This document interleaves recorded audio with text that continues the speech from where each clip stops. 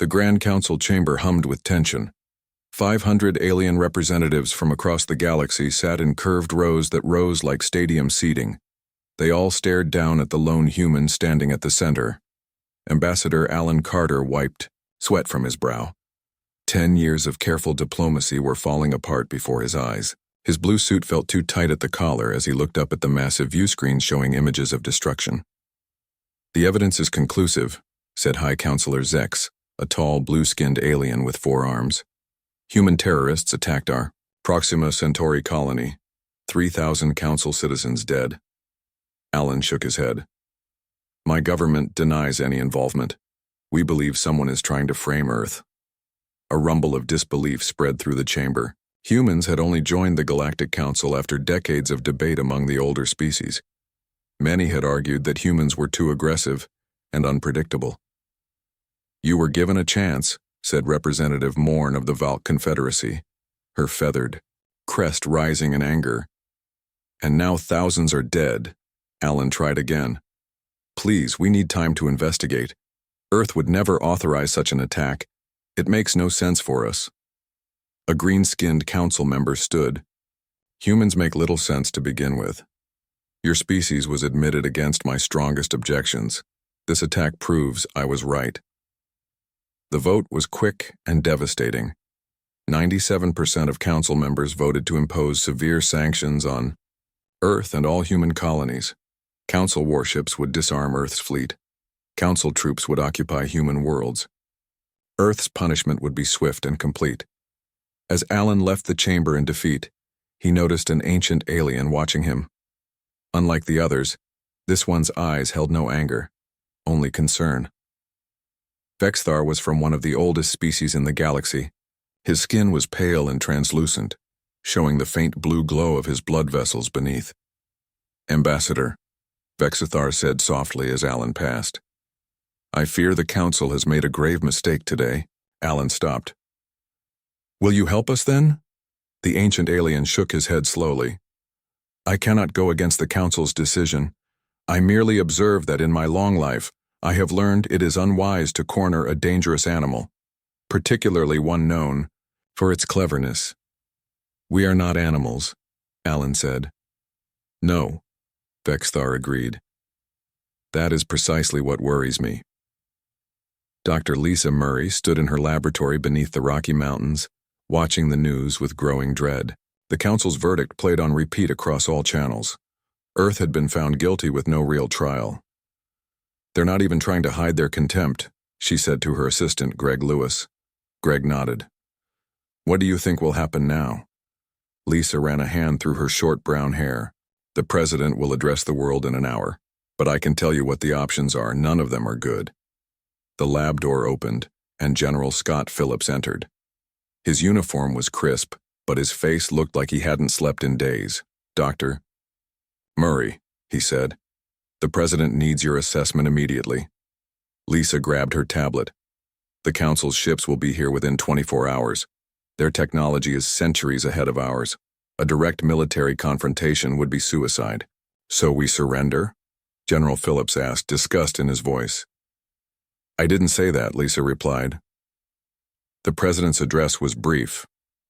Earth would comply with the Council's demands. There would be no resistance to the occupation. The Council had promised this would be temporary if humans proved themselves peaceful. Around the world, people watched in shock. Some protested, others wept. Many prepared for the worst. In New York City, Steve Brown sat in his apartment watching the ships appear in the sky.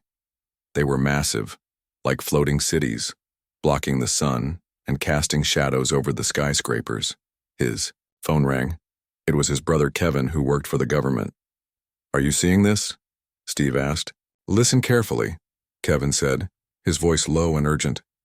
"Whatever happens next, remember that things aren't always what they seem. Stay calm and wait." "What are you talking about?" "Wait for what?" "Can't say more. Just know that plans are in place. They've been in place since we first contacted the Council. Trust the silence." The call ended. Steve stared at his phone in confusion. Outside, Council ships continued to descend. In orbit, Admiral Carol Hayes watched as alien warships surrounded Earth's defense fleet. Her ship, the USS Defender, was the pride of Earth's Navy. Now it seemed like little more than a toy beside the Council vessels. "Orders, Admiral?"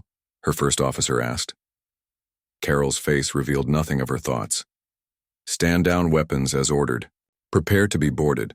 Hours later, Council officers walked the halls of the Defender. They installed monitoring devices and removed key components from the ship's weapons systems. The human crew stood by, faces expressionless. A Council commander approached Carol. "Your ship is now under Council oversight. You will maintain minimal crew and operations." Carol nodded. "Understood, Commander." The alien studied her. "You seem very accepting of this situation, Admiral." "We follow our orders," Carol said simply. "Earth has agreed to comply." "Wise decision," the commander said. "Resistance would have been unpleasant." After the Council officers left her office, Carol sat alone. She opened a hidden compartment in her desk and removed a small device. With a single press of her thumb, it activated. The light blinked once and then went dark. No message was sent. No sound was made. But something had changed. 1 week after, the occupation began. All communication from Earth suddenly ceased. At first, the Council thought it was a technical problem. Their ships in Earth orbit reported that humans continued their daily activities. They went to work. They returned home. They appeared to be adjusting to Council oversight without complaint. But no signals left the planet. No transmissions. No broadcasts. No official communications. The silence spread. Human colonies across 3 star systems went quiet simultaneously. Human ships maintained basic operations, but their crews became minimal and silent. In the Council chamber, representatives debated what this meant. "They are sulking," one said dismissively. "Perhaps they are planning something," another suggested.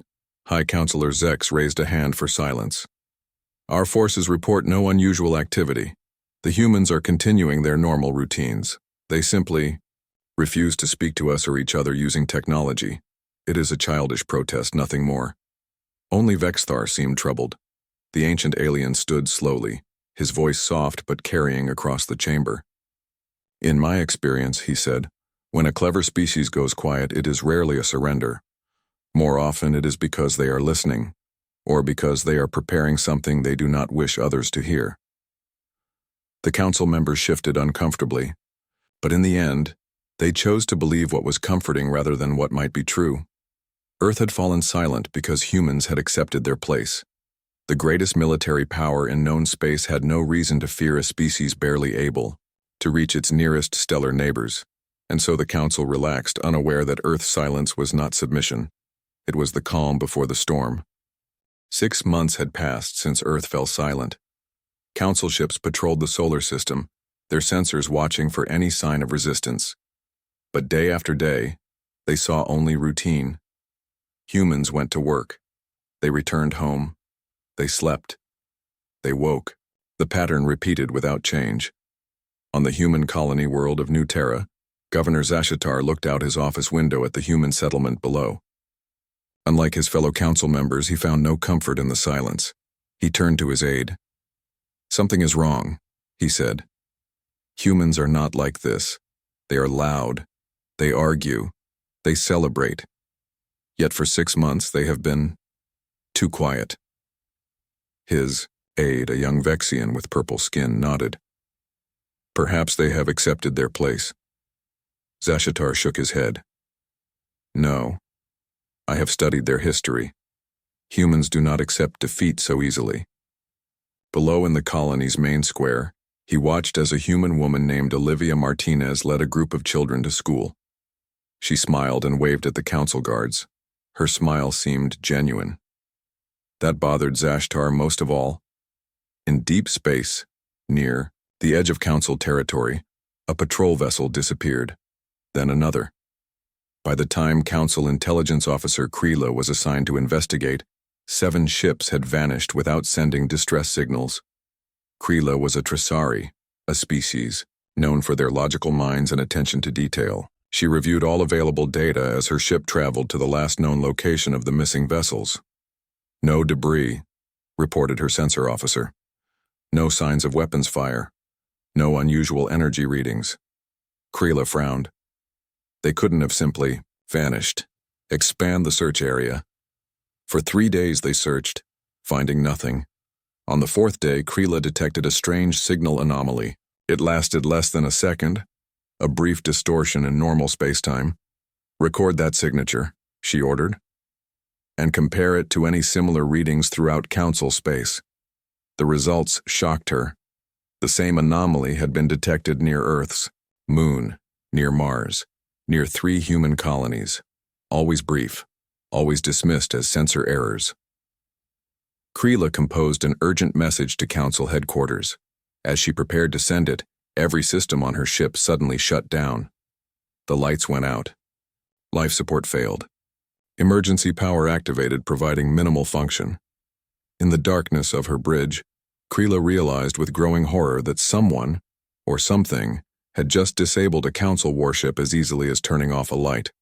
On a remote mining outpost, orbiting Jupiter, Joe Miller checked his equipment readings for the 3rd time. Something wasn't right. The output numbers from Processing Plant 4 were impossible. Kate, he called to his partner. Can you verify these numbers? Kate Wells looked up from her own work.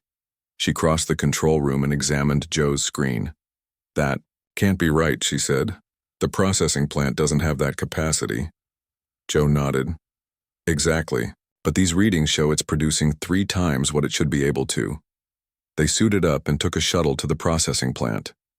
From the outside, it looked normal, a massive industrial structure extracting valuable minerals from Jupiter's atmosphere. Inside was another story. This isn't Council technology, Kate whispered. The machinery was sleeker, more efficient than anything they had seen before. Joe touched a control panel. It responded to his fingerprint, revealing a hidden door. Beyond it lay a manufacturing facility unlike anything they had ever seen. Robots worked in perfect coordination, building components that Joe didn't recognize. We need to report this, Kate said. Joe nodded. They returned to their shuttle and attempted to send a message to the Council oversight station. Their communication system failed to connect. Let's try the emergency channel, Kate suggested. Before Joe could respond, the shuttle's view screen activated on its own. A human face appeared, a woman they had never seen before. Joe Miller. Kate Wells. What you have discovered is classified under Earth Defense Protocol 17. You are now part of Operation Silent Shield. Return to your quarters. Instructions will follow. The screen went dark. Joe and Kate looked at each other in confusion. Earth Defense Protocol? But Earth surrendered, Kate said.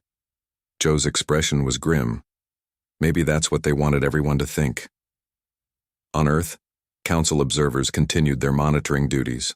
They reported nothing unusual. Yet some began to notice subtle changes. Humans who had been cooperative became distant. Questions were answered with minimal information. And in some places, Council technology began to malfunction in minor but irritating ways. In a university in what had once been called Chicago, Professor Sam Garcia taught his physics class under the watchful eye of a Council observer. The observer's translation device allowed him to hear the lecture in his native language. And so, Sam concluded, conventional understanding of quantum mechanics suggests certain absolute limits to computation and communication. The observer nodded. This was standard material, safely within the knowledge boundaries permitted to humans. Sam continued. However, recent theoretical work suggests these limitations may be more flexible than previously thought. The observer's translation device flickered briefly. When it resumed, Sam appeared to be discussing something completely different. A harmless topic about energy conservation in daily life. The observer frowned, tapping his device. These technical problems were becoming more frequent lately. As the class ended, Sam noticed the observer's frustration. He smiled politely as he passed. Technology problems? He asked innocently. Minor malfunction? The observer replied. Nothing serious. Sam nodded sympathetically. Technology can be unpredictable sometimes. Later that day, Sam entered a code on his personal device that no council scanner could detect. The message was simple. Phase 2 complete. Ready for Phase 3. In the council chamber, an emergency session had been called. Reports of missing ships, equipment malfunctions, and strange signal anomalies had finally gained attention. Hi. Councillor Zex looked troubled. These incidents may be connected to the human silence. That's absurd, said another council member. Humans lack the technology to challenge us. Our forces have disabled their military capabilities. Vexithar, the ancient diplomat, rose slowly from his seat. Perhaps, he said quietly, we should consider what the humans might have been doing before we arrived, and what they might have hidden from us. The chamber fell silent. Then a junior aide rushed in, interrupting the session, a breach of protocol that revealed the urgency of his message. Counselors, he said, breathing hard, we've lost contact with our entire defense network in the Orion sector. Every base, every ship, every monitoring station all at once. As alarm spread through the chamber, on Earth and across human colonies, people continued their daily routines. They worked, they returned home. Their faces revealed nothing of their thoughts. But deep beneath the surface of Earth's oceans, in hidden facilities on Mars, and in secret manufacturing plants throughout the solar system, humanity's response to invasion was taking shape. The silence was about to end. A year had passed since Earth fell silent. The Council maintained its grip on human space, but unease spread through their ranks like a virus. Reports of equipment failures doubled, then tripled. Ships vanished. Communication networks experienced strange delays and distortions. On the colony world New Horizon, Governor Zashatar paced in his office. Once a confident ruler, he now jumped at shadows. The windows of his office, once open to show his authority, were now sealed with security shutters. A soft knock at the door made him flinch. Enter, he said, forcing strength into his voice. Olivia Martinez stepped in, carrying reports on a tablet. As the colony's human administrator, she worked directly with Zashatar. Her smile, once irritating to him, now seemed almost mocking. Intao, weekly production figures, Governor, she said, placing the tablet on his desk. Zashatar noticed her hands. They were steady, too steady for someone living under occupation. Sit down, Martinez, he ordered. She did so, back straight, hands folded, neatly in her lap, patient, waiting. Communications with Council headquarters have been difficult lately, he said, watching her face. Solar flares, I heard, she replied. Natural phenomena can be so disruptive. Indeed. Strange how these natural phenomena only seem to affect Council communications. Human systems appear unaffected. Olivia's smile didn't waver. We've had to adapt our equipment to Earth-specific conditions over generations. Perhaps that makes a difference. Zashtar leaned forward. What are your people planning, Martinez? This silence, these disruptions. What does it mean? For a moment, her smile faded. In its place came something that sent a chill down Zashatar's spine. Pity. Governor, she said softly, sometimes silence speaks louder than words. On a Council science vessel in deep space, Chief Scientist Frank Taylor led a small team investigating an abandoned human research station. As humans serving on a Council ship, Frank and Security Officer Diane Rodriguez were considered rehabilitated.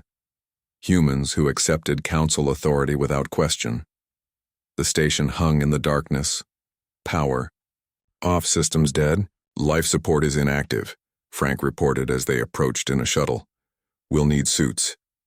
Inside, emergency lights cast red shadows across empty corridors.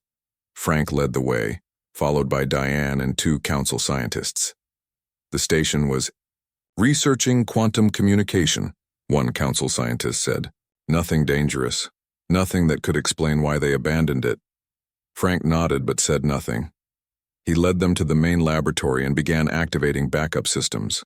Screens flickered to life, showing research data. One of the Council scientists studied the information.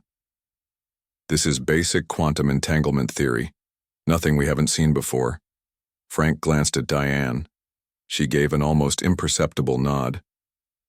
Try accessing the secure server, Frank suggested innocently. It might have more data. The council scientist entered his override codes. The screen changed, displaying new information. His eyes widened. This can't be right, he whispered. According to this, they were achieving quantum coherence across light years. That's impossible. Frank moved closer. May I see? As the council scientist stepped aside, Frank pressed a hidden sequence on the console. Alarms blared. Blast doors slammed shut. What have you done? The council scientist demanded. Frank removed his helmet. So did Diane. Both smiled. Activated the station, Frank said simply. It wasn't abandoned. It was waiting. Around them, systems hummed to life. Deep in the station's core, a quantum processor more advanced than anything the council had ever imagined began transmitting. The signal wouldn't be detected by council sensors, but across human space people would know. The next phase had begun. In the council headquarters, High Commander Rule Xar met with General Paul Edwards of Earth's controlled military forces. The meeting was a monthly formality, Rule Xar giving orders, Edwards acknowledging them. The council requires increased mineral production from your lunar facilities, Rule Xar stated. Edwards nodded pleasantly. We'll do our best, Commander. Rule Xar studied the human general. After a year of occupation, most species would show signs of resentment or defeat. Edwards showed neither. He simply listened, agreed, and carried out orders with perfect efficiency. Your troops continue to perform their duties without complaint, Rule Xar noted. Edwards smiled. We're a disciplined bunch. Too disciplined, Rule Xar muttered. It's not natural. Edwards raised an eyebrow. Would you prefer we cause problems, Commander? Rule Xar slammed a fist on the table. I would prefer honesty. No species simply accepts subjugation so easily. What are you hiding? For a brief moment, something flashed in Edwards' eyes, something cold and calculating. Then it vanished, replaced by his usual pleasant expression. Nothing, Commander. We simply understand our place in the galaxy now. The words were humble, but something in Edwards' tone made Rule Xar's skin crawl.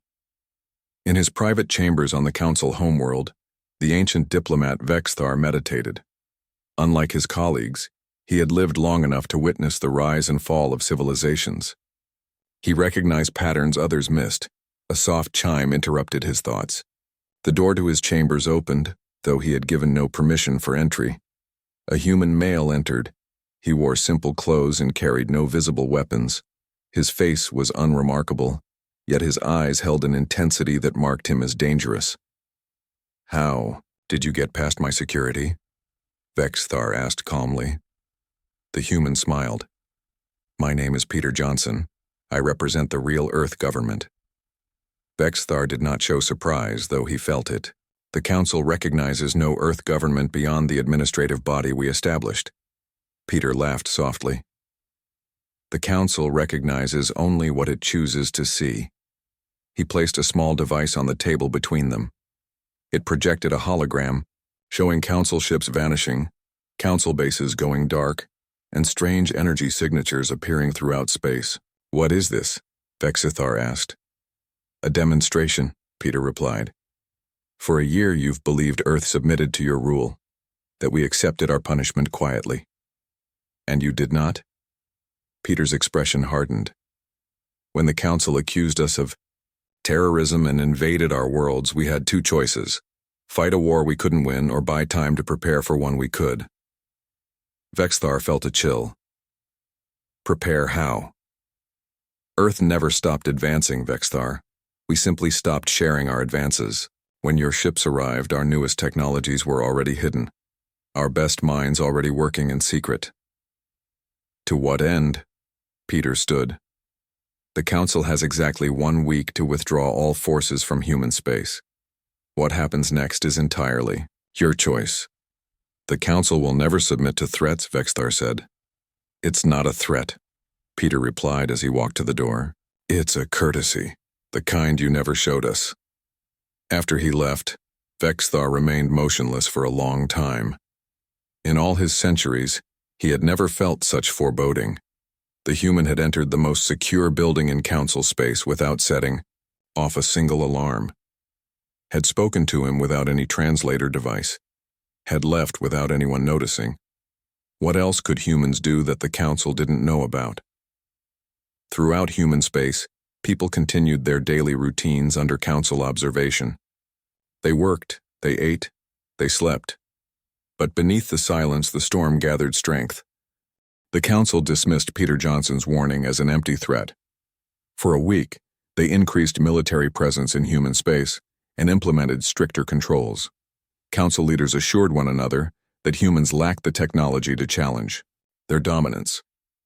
Exactly 7 days after Peter's visit to Vexthar, council space erupted in chaos. It began with their artificial intelligence systems.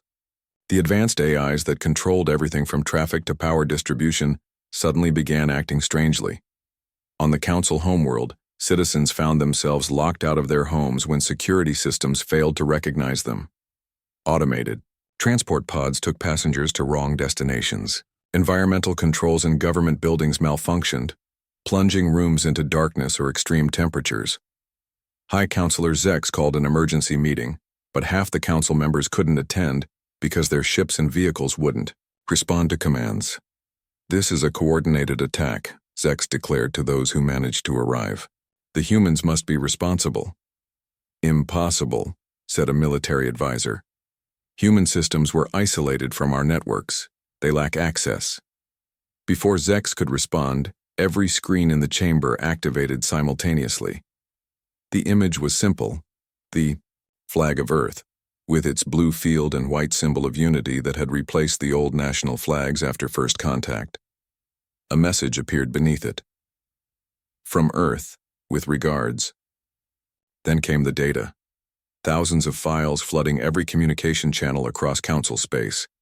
The information revealed the truth behind the Proxima Centauri attack, detailed evidence showing it was engineered by a faction within the council itself, led by 3 senior members who feared humanity's rapid advancement. As the council chamber erupted in accusations and denials, Vexthar sat quietly. He had suspected something like this. Now he wondered what would come next. On the colony world New Horizon, Governor Zashatar watched in horror as his control center went dark. Emergency lights activated, casting red shadows across worried faces. "What's happening?" he demanded. His chief technician shook his head. "All systems failing. Security grid down. Communication offline." The doors to the control center slid open. Olivia Martinez entered, followed by a dozen humans. None appeared armed, yet the council guard stepped back. "Governor," Olivia said, calmly, "I think it's time we discuss new terms for our relationship." Zashatar reached for his weapon. It wouldn't activate. Olivia smiled. "Your weapons are coded to your genetic signature. Very advanced. We simply changed the recognition parameters." "How? Our technology is centuries beyond yours." "Was," Olivia corrected. "That changed the moment you threatened our world." She gestured to the humans behind her. "Allow me to introduce my real team. Dr. Ben Carter, quantum engineer. Susan Green, AI specialist. Will Daniels, molecular programmer." Zashatar stared at them in confusion. "These are maintenance workers and food service staff." "Yes," Olivia agreed. "The perfect cover, don't you think? While you watched our soldiers and politicians, our scientists served your meals and cleaned your offices. They studied your technology up close every day. On the screens around them, similar scenes played out across New Horizon. Humans revealed hidden abilities and technologies. Council forces found themselves surrounded and outmatched. This is happening on every human world," Olivia explained.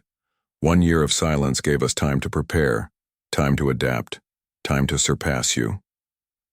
In deep space, a council battle fleet received emergency orders to converge on Earth. Admiral Tharn, commander of the fleet, was confident in his overwhelming firepower. The humans may have caused some disruption, but they cannot stand against our military might, he told his officers. We will remind them of their place.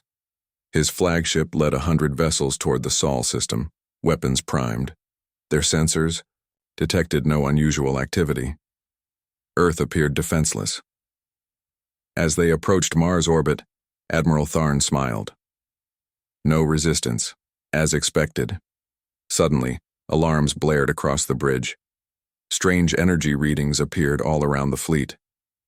Where empty space had been moments before, now hundreds of ships materialized, vessels unlike any the Council had seen before. Impossible, whispered Tharn. Our sensors would have detected them. A communication came through on all channels.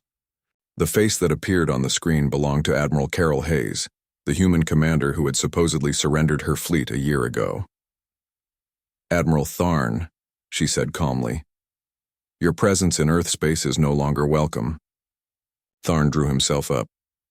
You are outnumbered and outgunned, human. Your ships are no match for Council technology. Hayes smiled slightly. About that, while we were being silent, we weren't being still. Before Tharn could respond, his weapons officer cried out in alarm. Sir, our weapon systems are failing.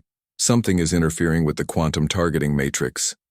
Around the fleet, human vessels moved with impossible speed and precision. They didn't fire weapons. They didn't need to. One by one, the Council ships lost power, drifting helplessly in space.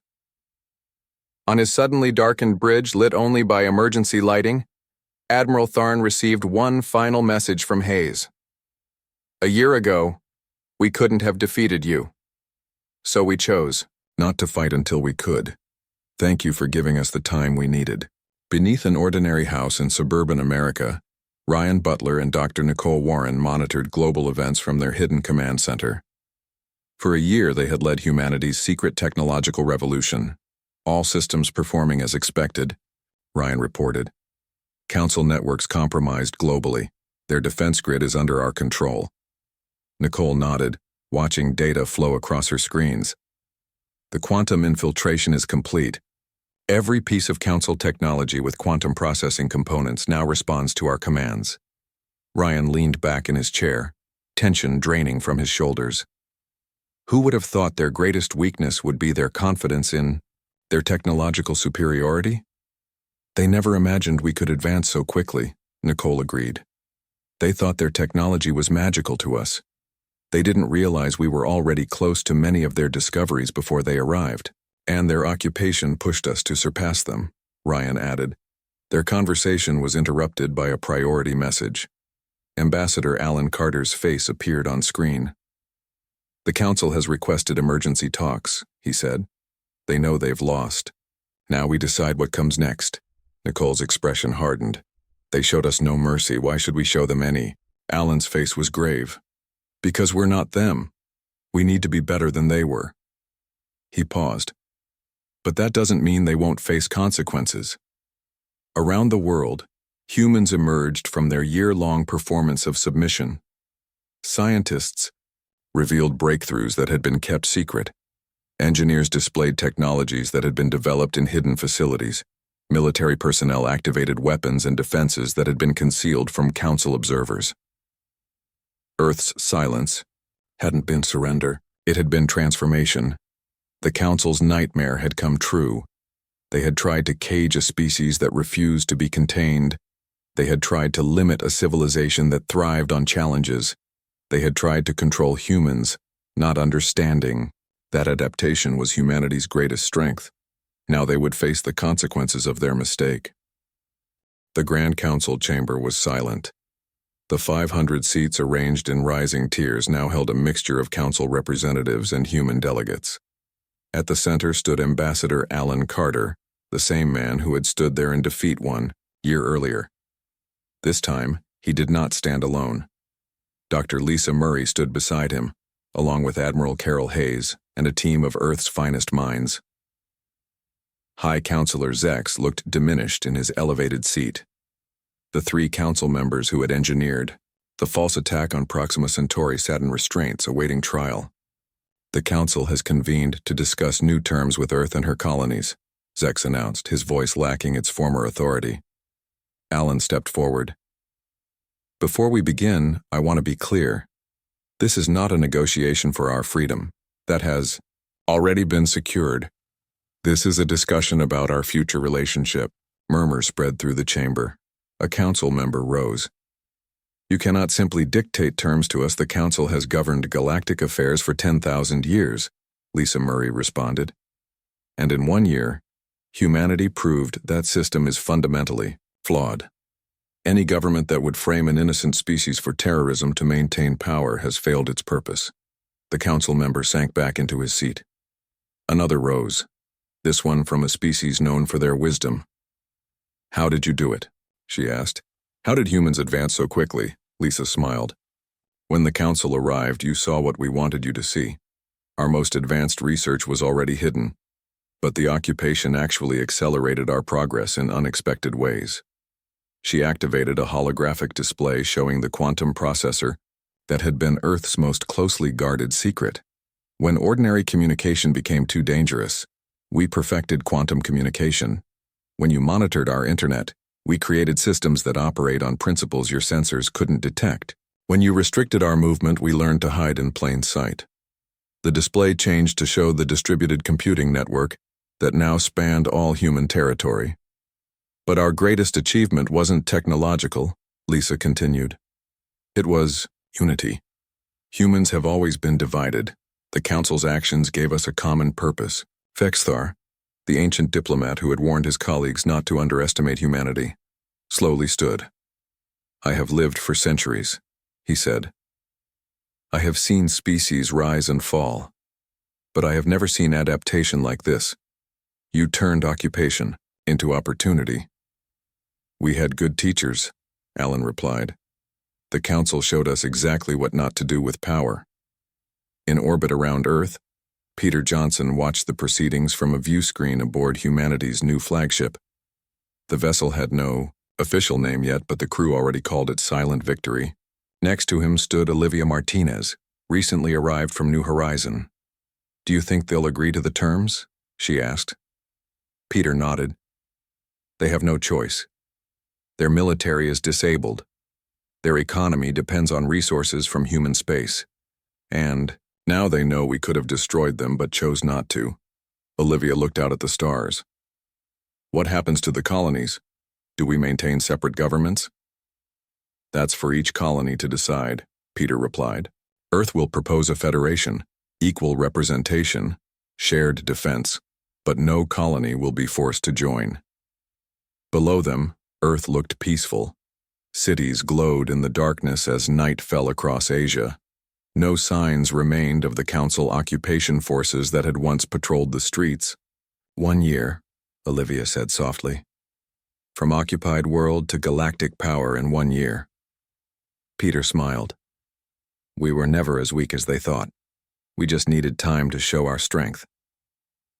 In the laboratory beneath the Rocky Mountains, Ryan Butler and Dr. Nicole Warren celebrated with their team. Champagne flowed as they watched the council session on large screens. To silence, Ryan toasted, raising his glass. The most powerful weapon we had. Nicole smiled. And to every scientist who served food, cleaned floors, and fixed machinery while studying council technology up close. On the screen, Admiral Hayes was explaining to the council how human ships had achieved faster than light travel using principles the council had never discovered. The council representatives looked stunned. They never suspected, said Greg Lewis, Lisa Murray's former assistant. They were so convinced of their superiority that they couldn't imagine us surpassing them. That was their greatest mistake, Nicole agreed. They assumed technology was about age, that older civilizations must be more advanced. They forgot that pressure creates diamonds. Ryan laughed. And they applied a lot of pressure. Back in the council chamber, Alan Carter presented Earth's terms. They were surprisingly generous. First, Earth and her colonies would have full independence and equal status in galactic affairs. The Council would transform from a ruling body to a forum for cooperation. Second, those responsible for framing humanity would face justice, but there would be no collective punishment of Council species. Third, technology would be shared for mutual benefit, with new oversight to prevent abuses of power. Fourth, a joint defense force would be established with both human and council ships. As Alan finished, he noticed faces around the chamber. Some showed relief, others showed resentment, most showed simple acceptance of a new reality. High Counselor Zek spoke. These terms are more generous than expected. We are not interested in revenge, Alan said. Only justice and security. And if we refuse? Admiral Hayes stepped forward. Then we go our separate ways. But remember that human space now controls key trade routes and resources your economies need.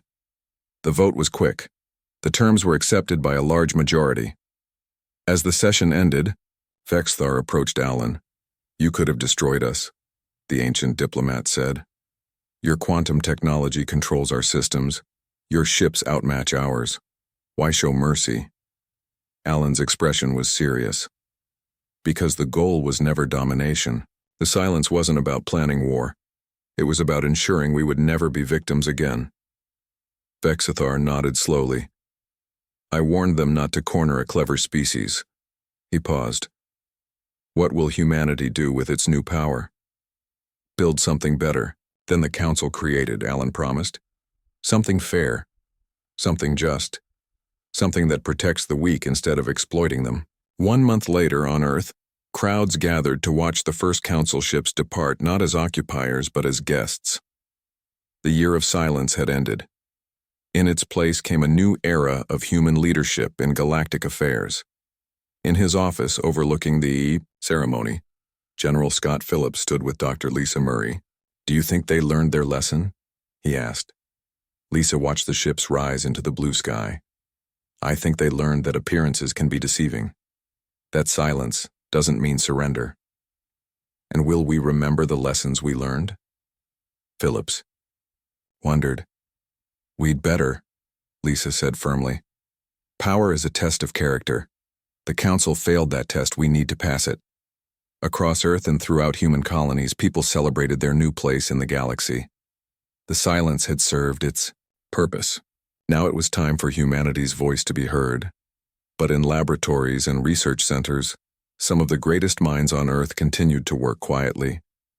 They remembered the value of keeping certain advances secret.